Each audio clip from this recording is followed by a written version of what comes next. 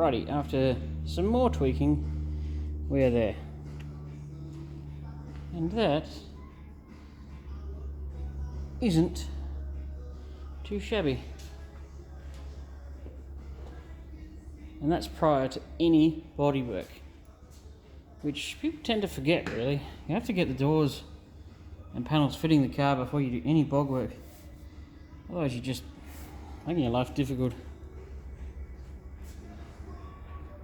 Not perfect, but pretty good.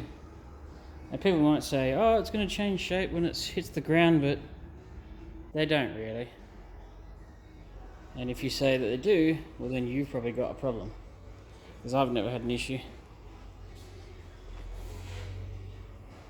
But there we go.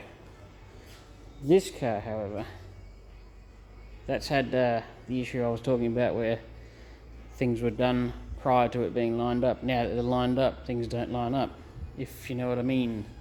But the owner of that car is happy, well, relatively speaking, and he just wants a good driver, so that's all we're doing is putting that back together so that they can enjoy it.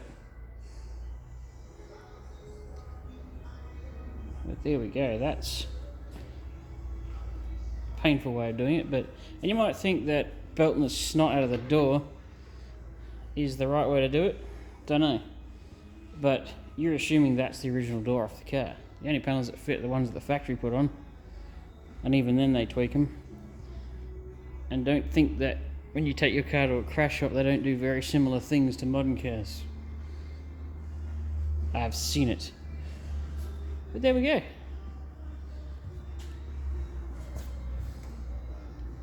Yeah, lines up at the top. It's a bit tight, but you know, we'll fix that later. So I'll say it's getting tight, but it's not shit.